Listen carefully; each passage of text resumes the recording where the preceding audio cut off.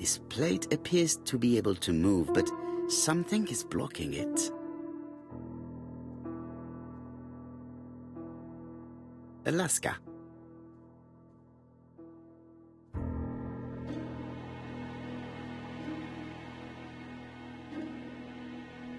South Africa.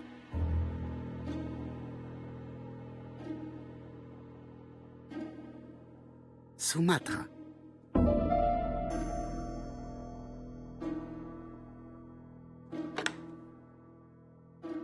I think that signet ring should be placed here.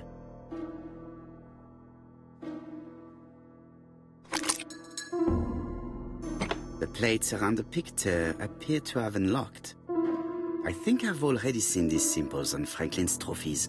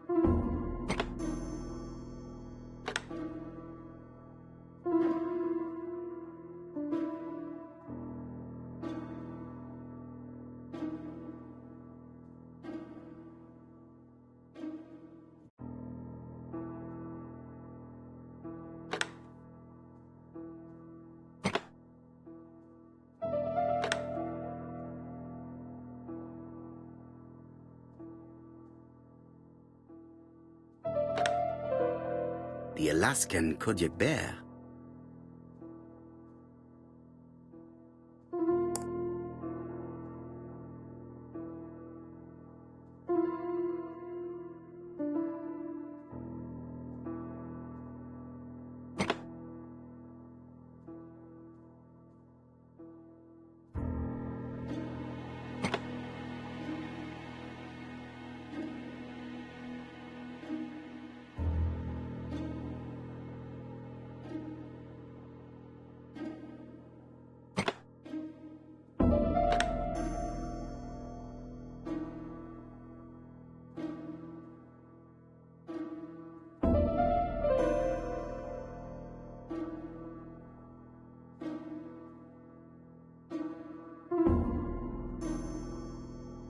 South Africa.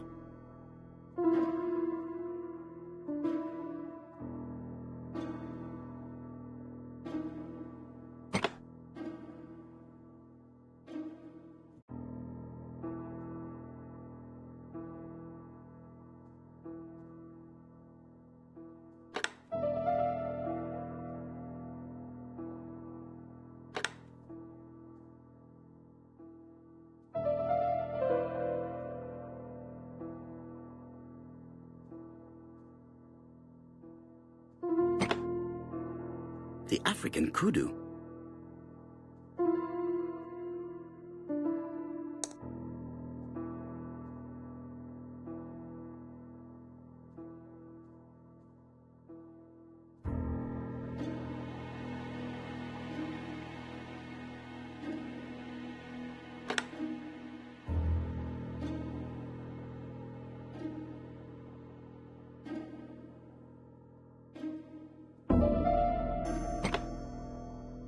The lion of Sumatra. I heard the sound of a mechanism. Strange way of protecting one's safe, triangulating one's hunting sites on a map.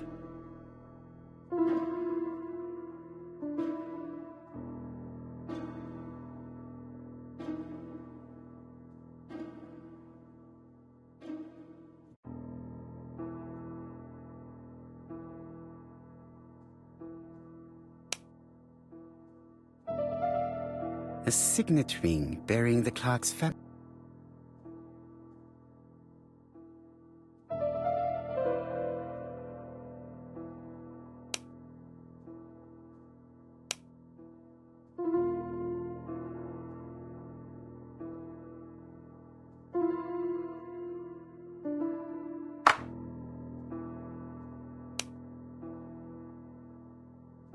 A signet ring bearing the Clark's family's coat of arms.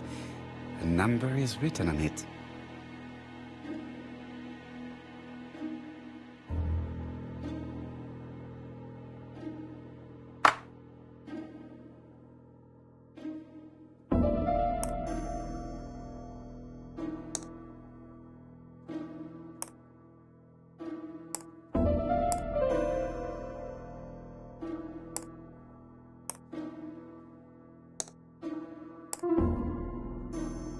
These documents are very likely going to help me for the rest of the...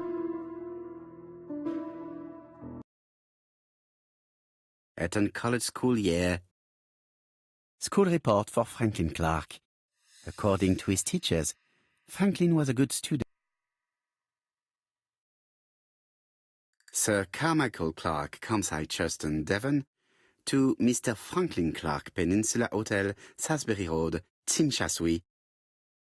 Dear Franklin, first, I wish you a good start to a successful new year. I have received your letter dated December 10th.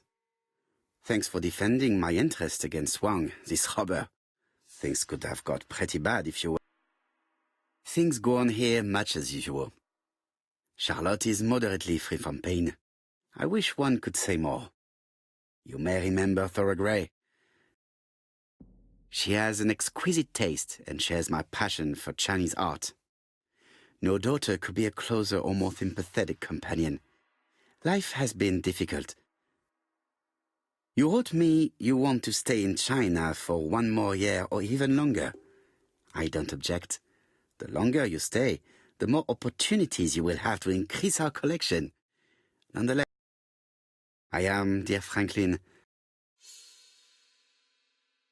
Charlotte Clark, Campside Churchton, Devon, to Mr. Franklin Clark, Peninsula Hotel, Salisbury Road, I wish you with all my heart a happy year 1935. Writing my greeting cards, I have affectionate thoughts for you, always smiling as a child. At home, everything annoys me, starting with this young Thora Sir Carmichael is so fond of. I have nobody to share my feelings with, so I write to you. How can I tell you what happens to me? The simplest way the better. I opened the secret drawer of Carmichael and read a letter not addressed to me. In this letter, Sir, I know, but my husband doesn't know I know. Please don't tell him. And if he shares the truth with you, act as you are surprised. Carl will probably speak. It does matter to me that you are aware of what happens in Campside. Warm regards. A dozen gold sovereigns, some shares for the Southern Railway and some treasury bills. This is not worth much.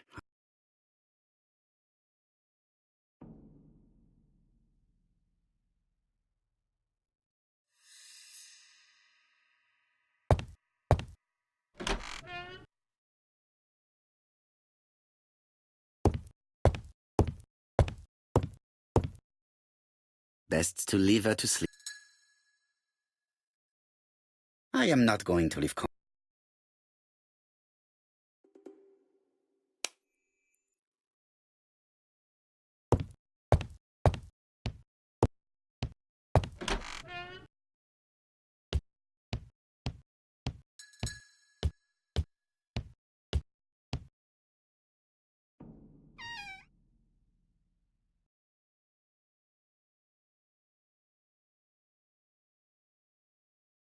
Where is the horrible smell of carrion coming from?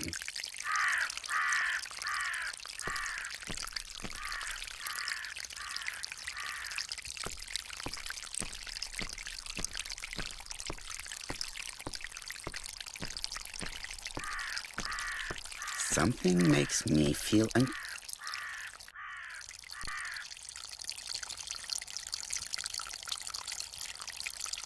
Tut-tut. The gardener... There, that's better. It is symmetrical.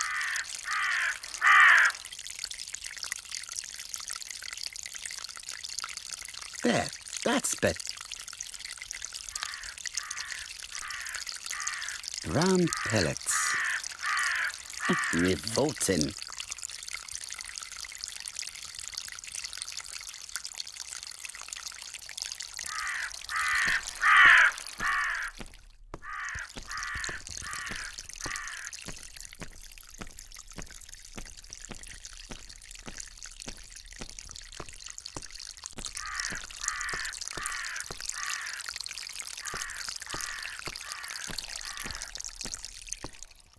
I would like to congratulate Clark's gardener.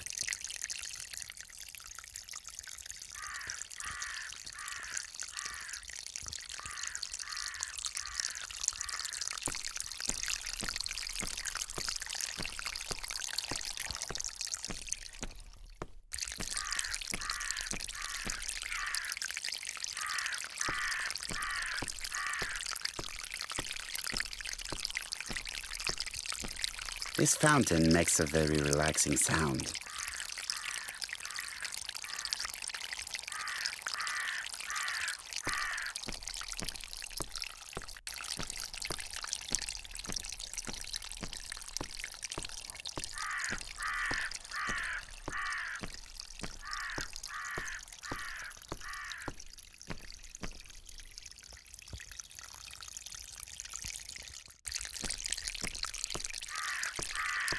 It was probably the gardener who lit this fire.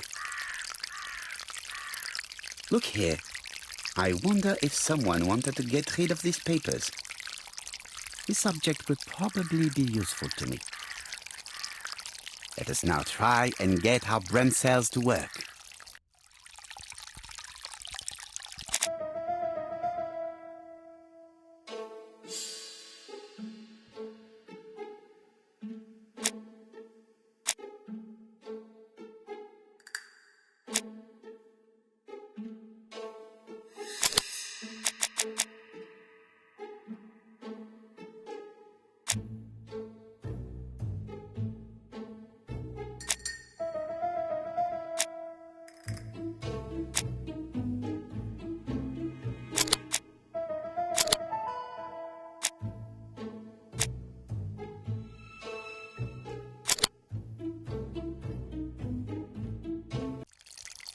Everything that Thorgray has left behind comes from Sir Carmichael's collection.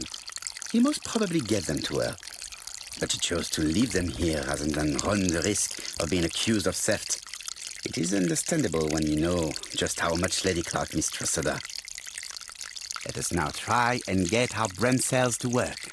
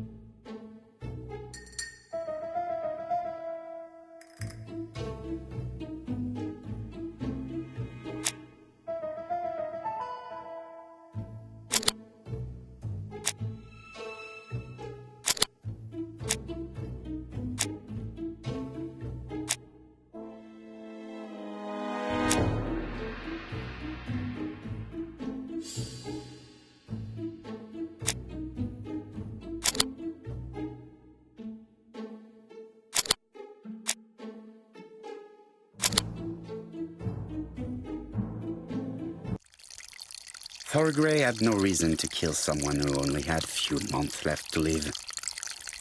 The poison she ordered was for rats. The gardener must have made good use of it, considering the stinking remains on the path not far from the property. I've finished here. I must put the skeleton key back and inform Hastings that I'm returning.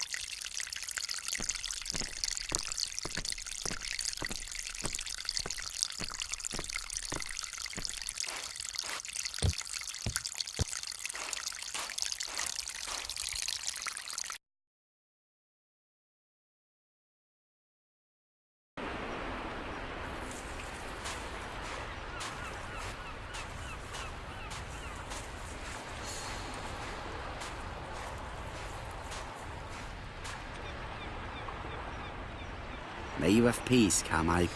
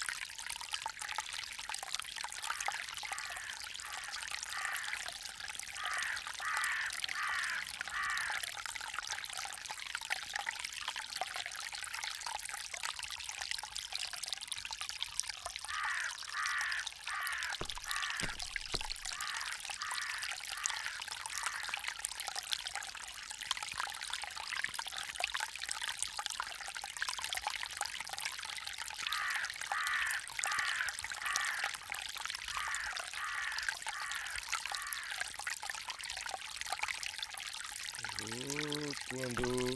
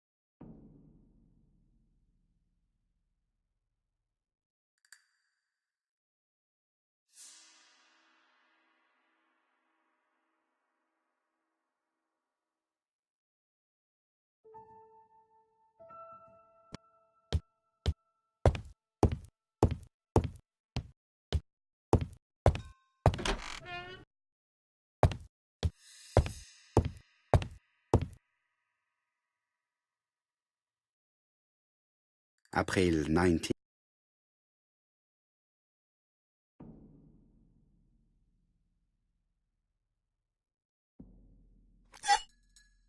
Perfect. Nothing else is keeping me here.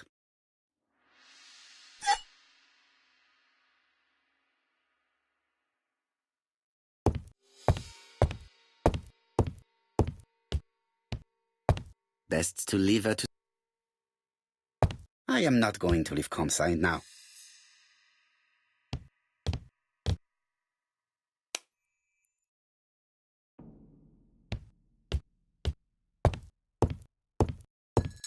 Hello, Hastings.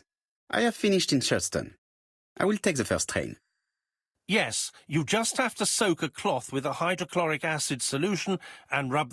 Bien. You have been of great assistance. Of course, but what documents...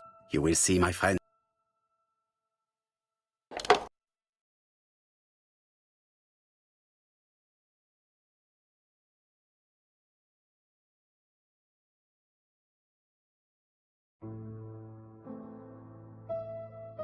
Donald Fraser is here.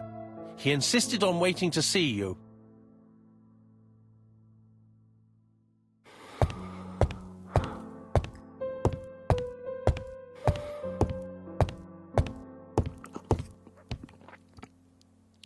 This man is tired.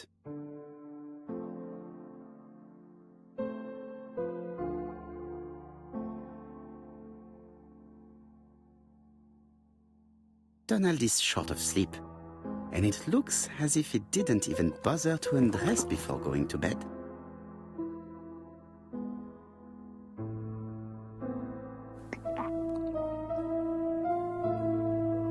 Mr. Parrow, I don't know why I'm here.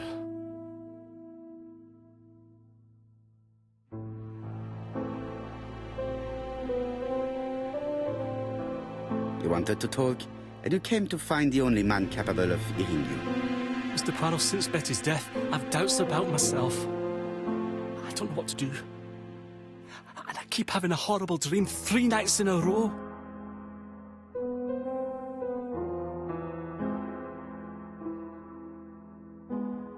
Have a drink, and tell me about this dream.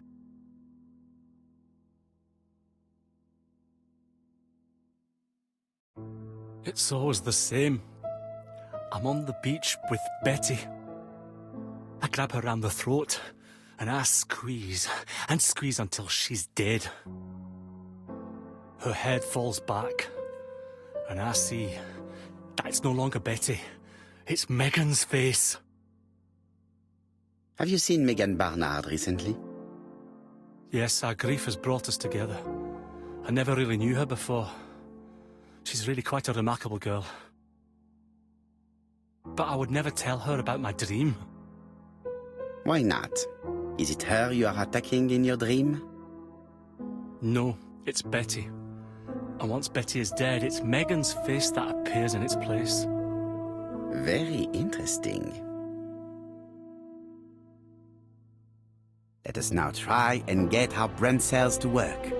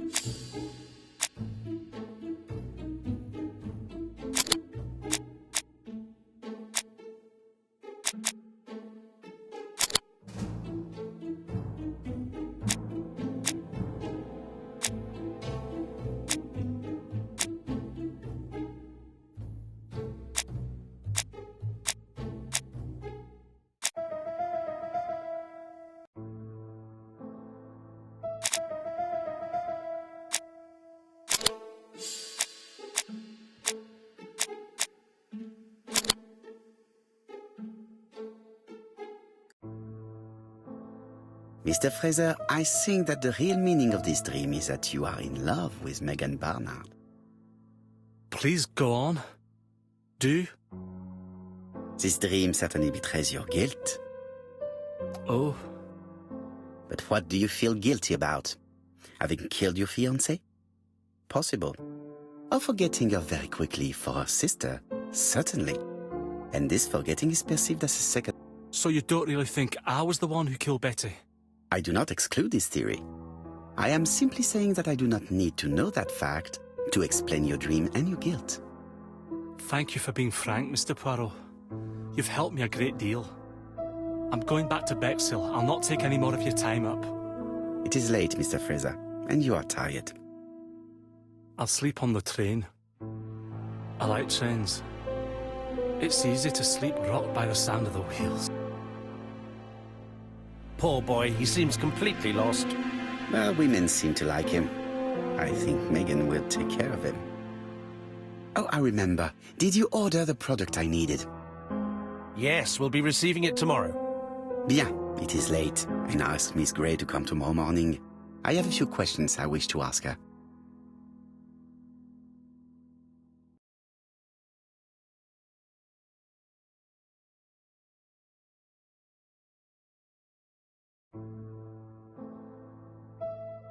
Mademoiselle, I asked you here in order to answer a very important question.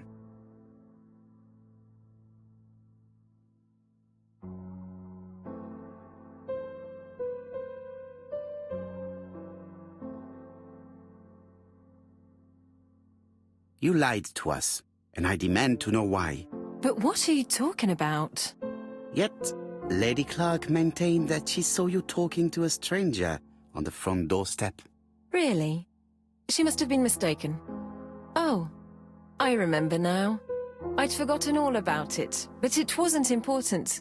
It was just a salesman. One of those traders who sell stockings from door to door. Can you describe him to me?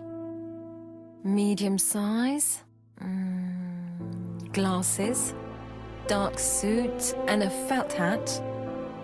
Not the sort of man you notice. Completely harmless. That's why I forgot all about him. Nothing else? He was very hesitant and shy. Usually door-to-door salesmen are very confident, but he wasn't.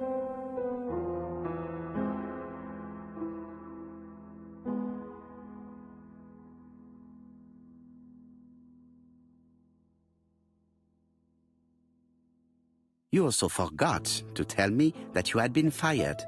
You never asked me. It was Franklin who led you to believe that I left voluntarily. He's more chivalrous than you. I don't wish to lie. Lady Clark did not appreciate my presence. And Franklin could not go against the wishes of a sick lady. He is a good man, and he worries a great deal about his sister-in-law. I noticed that you left some personal belongings behind at Churston.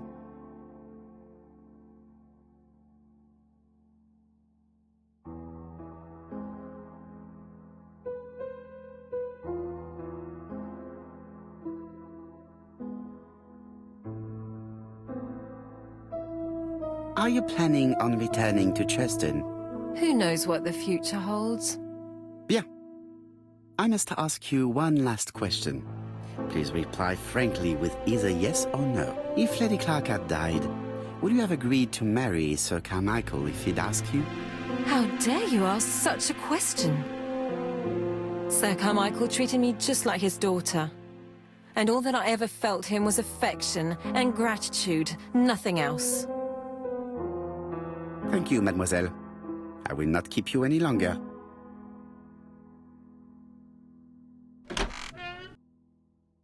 I met Thora Gray on the stairs. Her cheeks were ablaze, and she appeared to be deeply hurt. Poirot, have you offended the poor girl again? Do you have good reasons for accusing her? I accused her of nothing, Hastings. I simply asked her an important question she did not answer. Let us see if we can answer it for her. Let us now try and get our brain cells to work.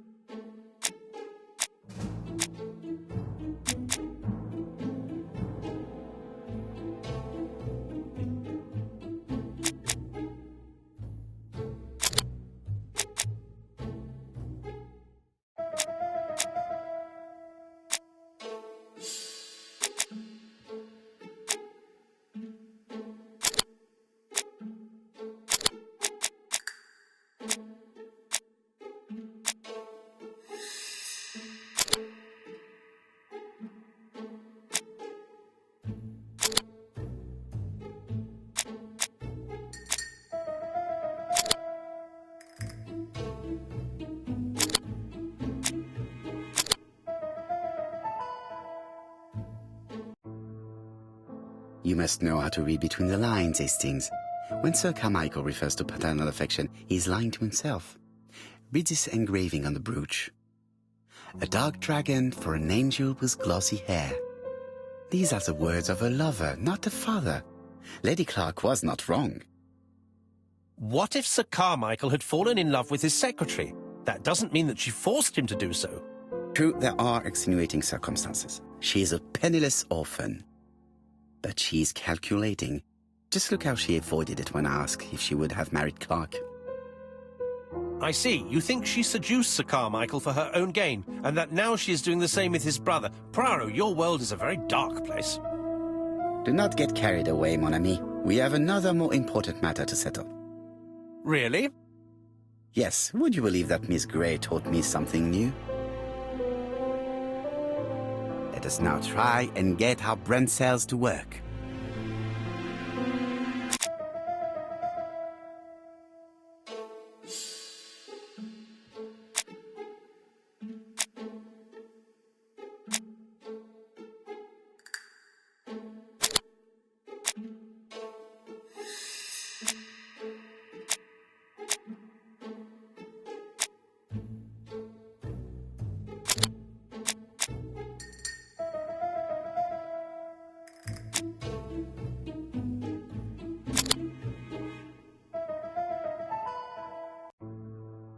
It's perfectly clear, Hastings, perfectly clear.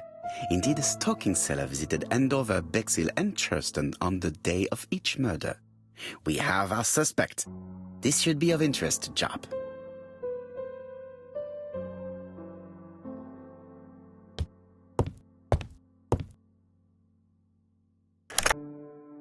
Chief Inspector, we are looking for a stocking salesman. I see you have a suspect. Yes. Contact all the stocking wholesalers who may employ him. Your suspect is a salesman? No, he does not take orders.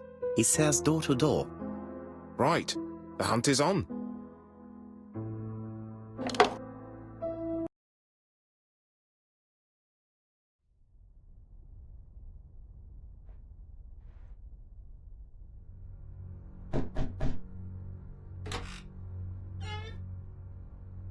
Are you leaving, Mr. Cust? Yes, I'm going to Cheltenham. You shouldn't travel today. You don't look very well. I have to. I have engagements. I must respect them.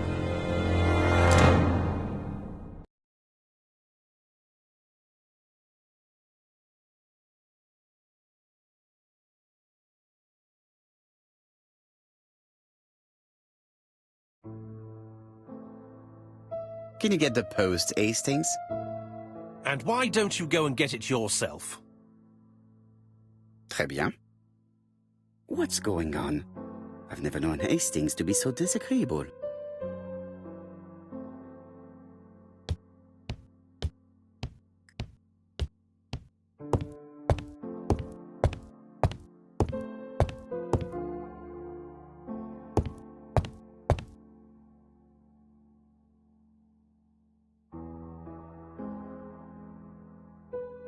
It is not the right time.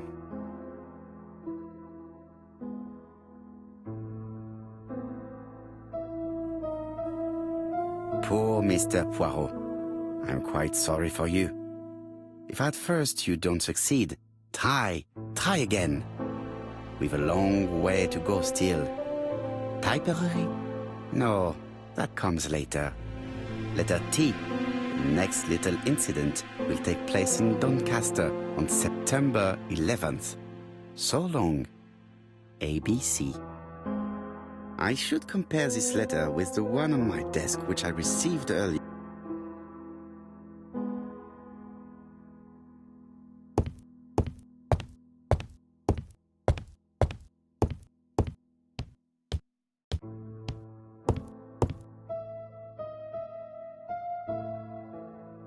Royal Mathematical and Statistical Society's bulletin. It's highly probable that the alphabet... Yes, and it is easy, as soon as we know the ratio of towns. On the one hand, the ratio of towns, city.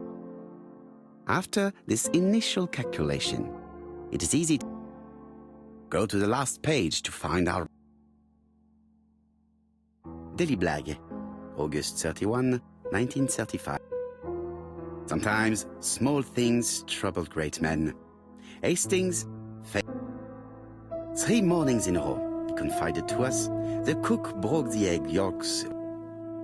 This apparently casual event has greatly disturbed my friend, to the point it breaks his concentration and slows his judgment.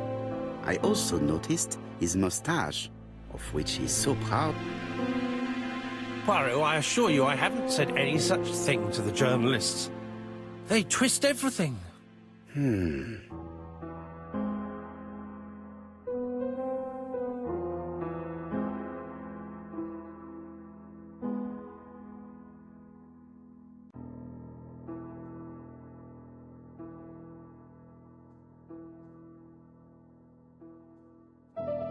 Let us examine this more closely.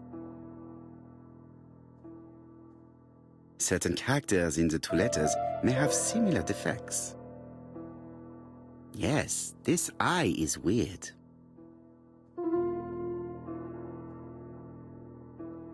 Yes, the A appears to be quite unusual. The W is not printed properly. Right, let us compare.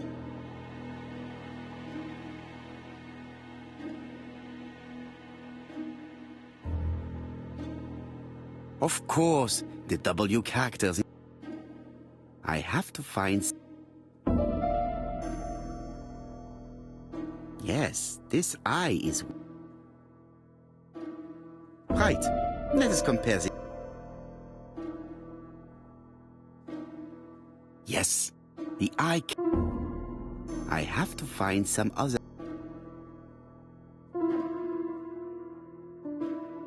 Yes, the. Right. Let us compare this with the...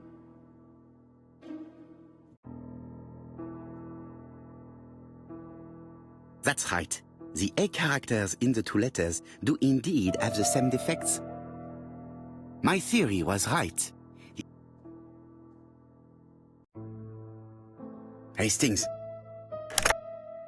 Chief Inspector Japp? He's on another line. Can I take a message? Yes, please, mademoiselle. It is from Hercule Poirot. Tell him ABC strikes tomorrow in Doncaster. He must call... Very well, sir. Bien, now I'm going to see what I can find from these burnt documents. I've received the product I need. Hastings, if you do not mind, I would like you to take a few notes. Yes, yes.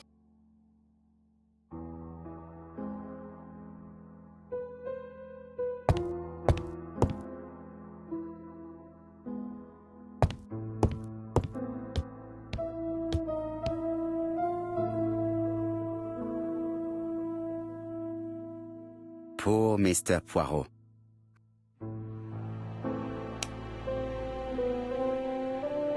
If someone has tried to get rid of these documents...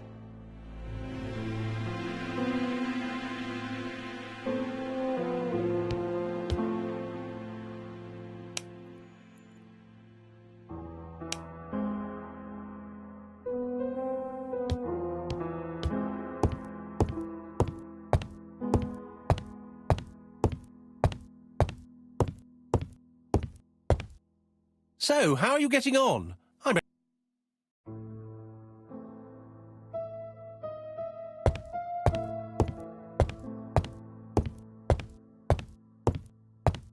I lock my revolver.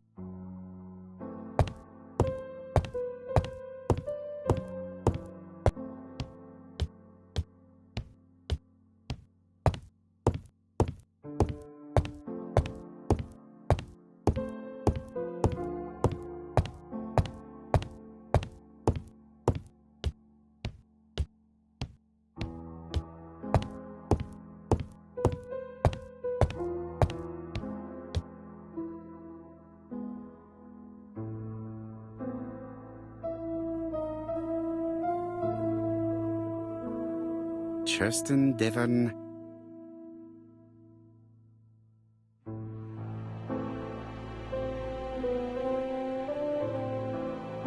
Hastings photo album.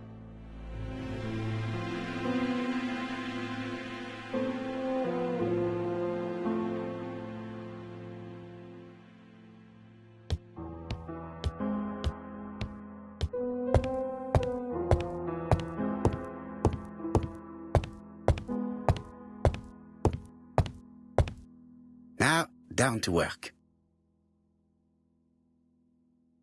What of this needs putting in order a little?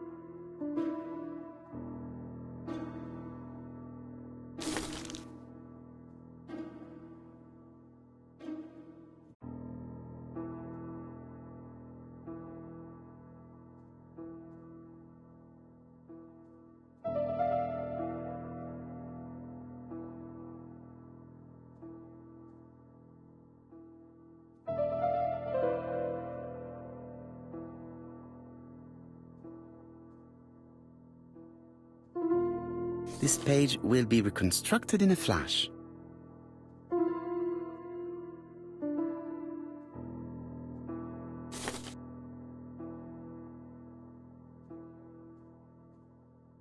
This page is finished. That's done. 3 more to go.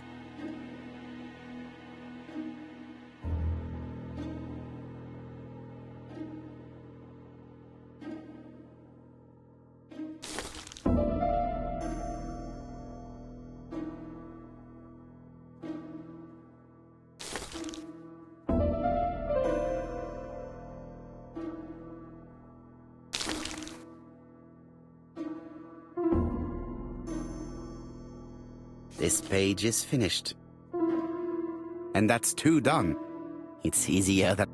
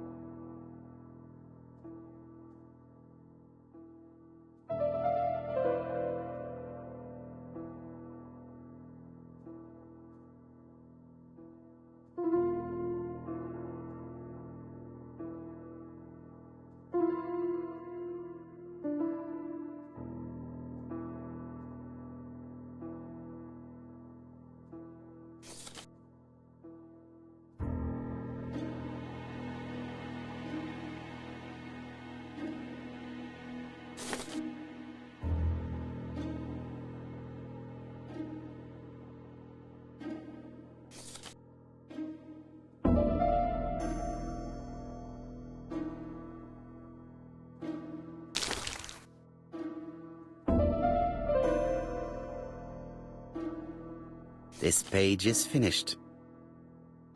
Only 1 more. Keep going.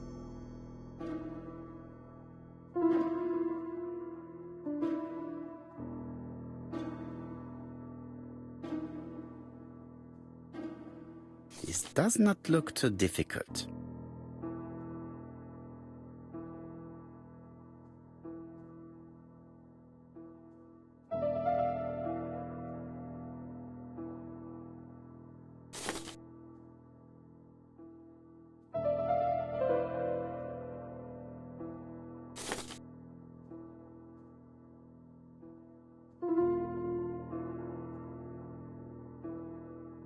This page is child's play.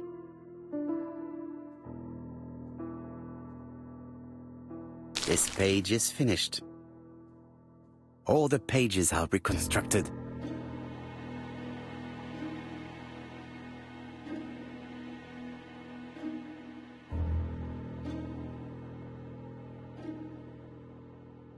A dry cloth. A bottle of solvent.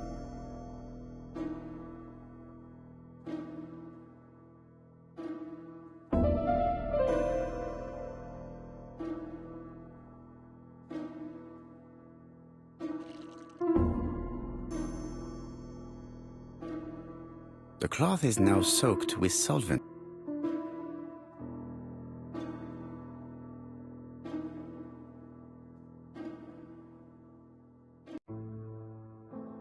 Got it! Make a note, Hastings, make a note. Mrs. Alice Asher, shop owner in Andover. Tracheitis, hemoptysis, prescribed laudanum. I got it. Look. Poirot, where on earth did you find these files? On a fire at the bottom of the garden at campsite. All right, but where did the person who burned them...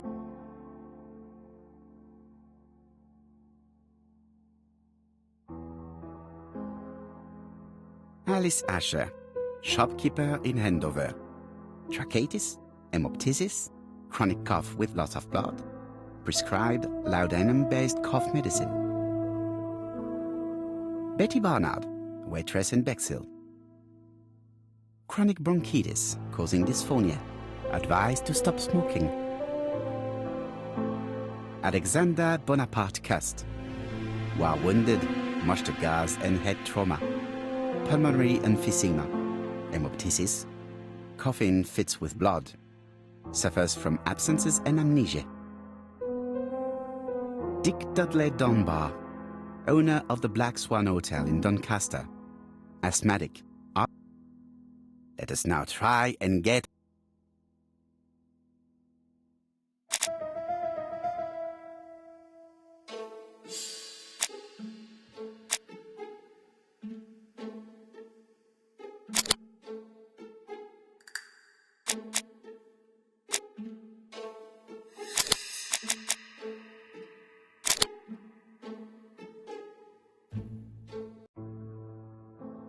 The burned documents are medical records, and without a doubt they come from Clark's archives.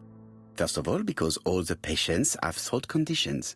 And secondly, their name starts with either A, B, C or D, and it is precisely the files that match these letters that have been tampered with. But why burn these files? How come the names of the two victims appear on them? And who are the two other patients? These are very good questions.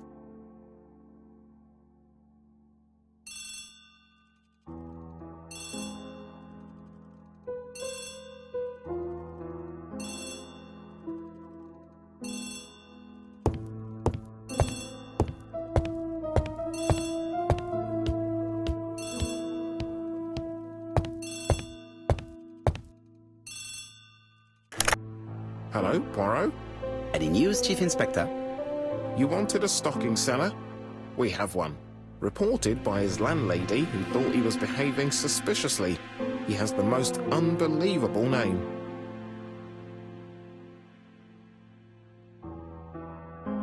Alexander Bonaparte Cust. Yes, Alexander Bonaparte Cust? How did you guess? Poirot, you have magical powers. It's a serious lead. I called Doncaster. A person matching Cust's description has been seen at the station. He got off the train from London, but after that, nobody knows where he went.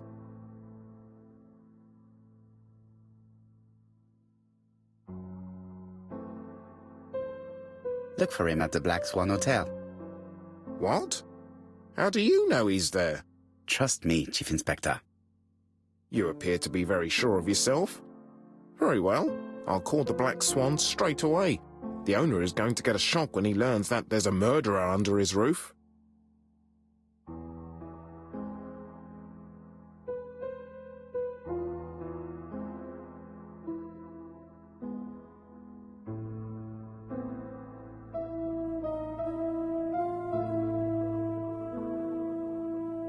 Do your best, Jap. You can count on me. Hastings, everything is at stake. With a little luck, our main suspect will soon be under lock and key.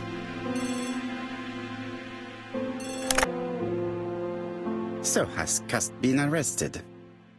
Yes, the Doncaster police are sending him by train. That is good news. But why so gloomy, Chief Inspector? Well, when I told the hotel owner that he was sheltering a murderer, he collapsed. He's dead? No, fortunately, but it has taken its toll on him. It has to be said that with his name starting with the letter D, he had every reason to fear Cust. I bet he was going to be the next victim.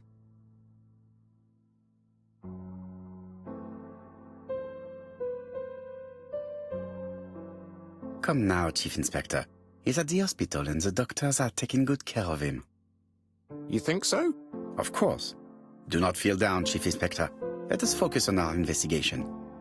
While we're waiting to question Cust, we could search his room in London. Where does he live? The Marbury Guest House? I'll see you there. Yes, but start without me. First of all, I have to sort out a few details for Cust's transfer. I understand. À bientôt. Hastings, we are making good progress. Please go and search the room of our #1 suspect. With pleasure. I did have a dentist appointment, but I'll cancel. The dentist. So that is why you were so nervous and bad-tempered. A visit to the dentist is never an enjoyable prospect. But an unavoidable one. Go to your appointment, Hastings. I will manage on my own.